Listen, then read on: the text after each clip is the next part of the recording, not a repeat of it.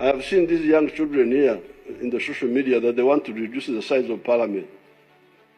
They don't know why the size of parliament is big and why it is helping, what it helped.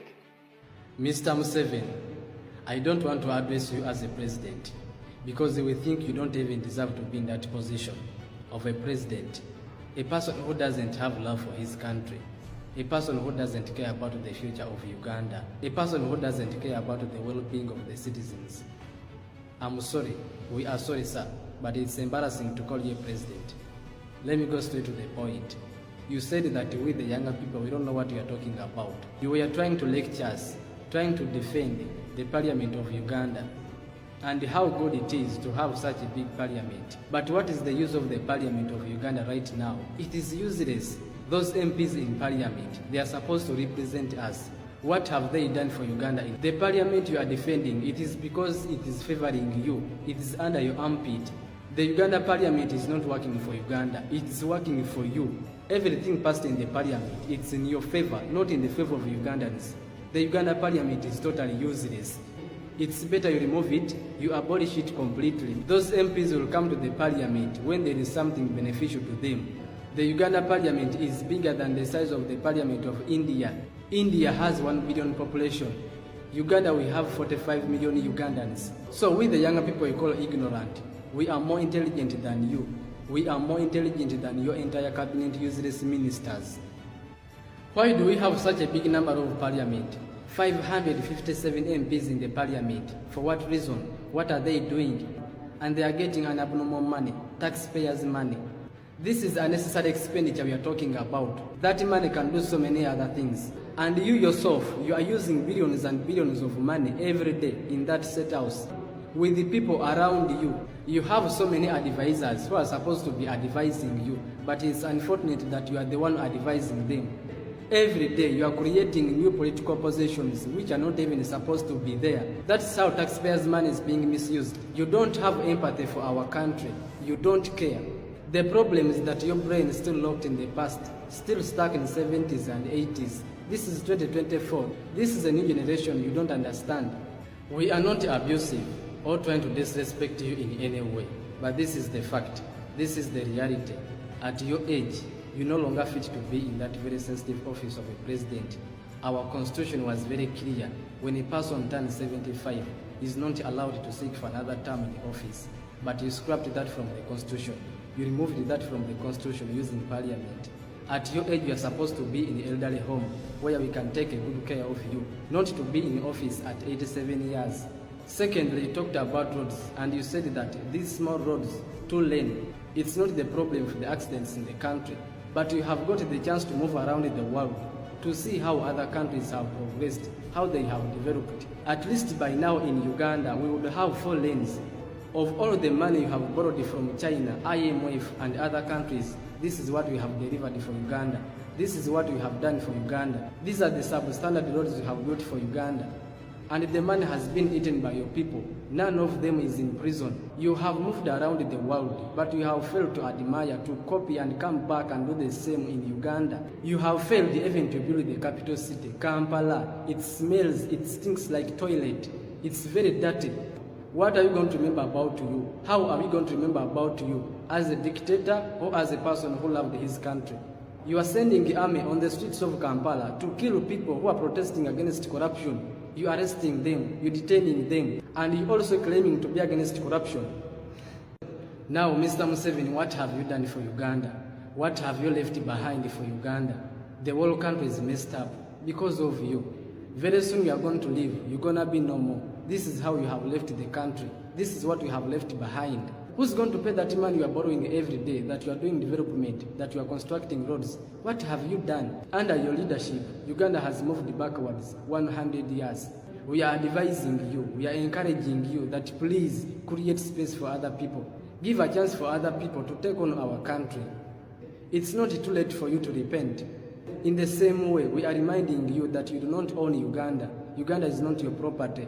You never bought this country, and we are not your slaves.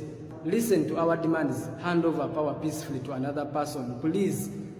And the next time you are addressing the country, you are addressing Ugandans, not your grandchildren. We are not your grandchildren, please. You have totally failed to develop our country. And please stop arresting people who are speaking against the injustice, the impunity in our country.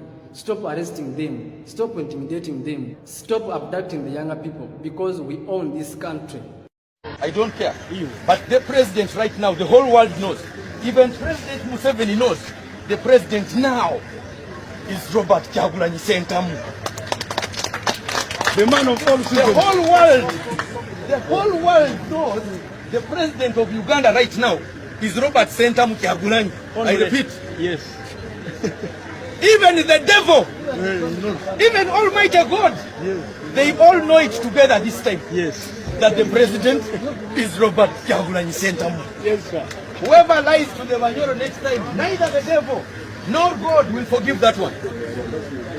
I pledge we are winning. I'm going to say, people power. Our power. Our power. People power. Now my pledge is our power is better than their power. I pledge. Any question about that? These are our forces, the dear forces, the police. We promised $1 million shillings increment to the security. That thing is pinching. That money is there. I know where it is. All debts that have been accumulated in Museven's regime. Once Museven leaves power, whoever gave money to Museven, it be China, England, USA, all those debts we don't know. Mukahora Museven, okay? Did he pledge Ugandans? No. We are not paying those debts. I will be in parliament, I will table it. We are not paying for somebody who stole. Ours is a new government. We are still breastfeeding. Anybody who is doubting that, hold me accountable. I am Kanti Rogers, the warrior from Bunyoro. I care minus about problems. Any question? Pose a question to the warrior. Come next year, Ali. The president of Uganda is swearing in. That is Robert Kyagulanyi. If the devil comes back to this country, the Pearl of Africa. The Pearl of Africa is not supposed to bleed. But right now, the Pearl of Africa is bleeding. Who is responsible? You, the citizens. You are all responsible for this nonsense. Every citizen is responsible for the nonsense we are going through. Should you do this again when Kanti Rogers is alive, I will look for you with lightning, thunder, earthquake. That's when you'll understand that things are not to play about this time. Education cannot go rotten like this. And you're watching. Infrastructure cannot go decayed like this. And you're watching. Ministry of Health cannot decay and smell like this. And you're watching. What the hell is this In the name of the Father, the Son, and the Holy Spirit. Amen. Lord, please forgive me for what I'm about to say. This is not about you. This is about those people who say they represent you here on earth. It's hard, but I gotta open my heart because I'm really, really hurt. But first, pause. Do you know what the name church means? A church is a building used for public Christian worship or an organized body of religious believers. So technically, the only thing that should be happening in church is worshiping and believing in the word of our Lord Jesus Christ, right? Then how did we get from worshiping to politics in church? The church failed us when they started visiting politicians' residences instead of the sick. The church failed us when they started praying for the corrupt politicians to win elections instead of praying for the sick to heal. The church failed us when the clergy became agents of politicians instead of agents of Christ. The church failed us when they started preferring huge brown envelopes to the Bible. The church failed us by not even following what the Bible says. Initially, the church was to receive tithes and offerings and use those to take care of the vulnerable in the society. As Christ puts it, I was hungry, you fed me. I was thirsty, you gave me something to drink. I was naked, you clothed me. But in our churches today, can the poor go and find food? Can the poor find clothing or drink? Instead, the church is used by the corrupt church leaders to enrich themselves, while the poor are left to die on their own. Are the believers true believers in God, or politicians? The church is supposed to point out the vices of politicians and keep them on check. But in the case of our country, church leaders have turned to be puppets of corrupt leaders. In short, the church failed when they stopped calling out corrupt leaders because they are the ones who fund that church with stolen money. The church has failed us so much. How can you pose a service that is praising the Lord? Imagine you stop the work of the Lord in order to give a politician a chance to speak, to campaign and lie to your congregation just because he came late and is in a hurry to go. Can't he wait for the service to end? Or the thirst for that brown envelope is insatiable. The church failed us when it became on sale to the highest bidder. That is, the politician who contributes more to the church will always find favor before the clergy. The church failed us when it became a business and investment instead of a place of worship. The church failed us when a pastor could stand on the pulpit and blatantly lie to us saying, "Give and you shall receive," and we foolishly give all our savings in the name of tithe and sadaka. But my question is, what are they giving? Why do they always receive and never give? Why do they get richer as we get poorer? Aren't we the same before God? The church failed us when Sunday school teachers started molesting young boys and girls. The church failed us when the pastors started sleeping with congregants in the name of transferring anointing to them. Our grandfathers used to go to church for the word of God, but nowadays we go to church to show what we've got.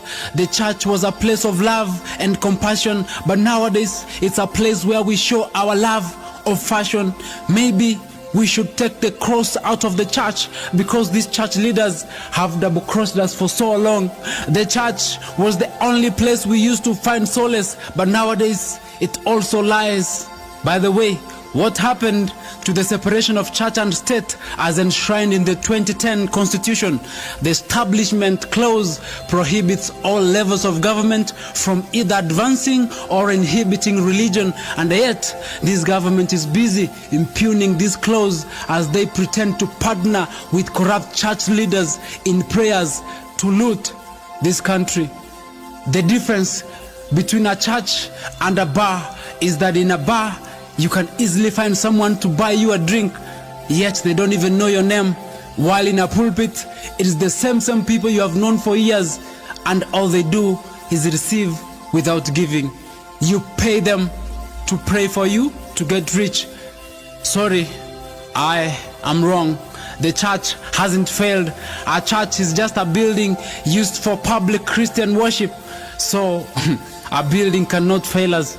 It is the leaders and the people in church who have failed us. Never lose hope in the church, for it's just a building. The church was, is, and will always be here. My dear friend, never let your faith be shaken by people who pretend that they represent God.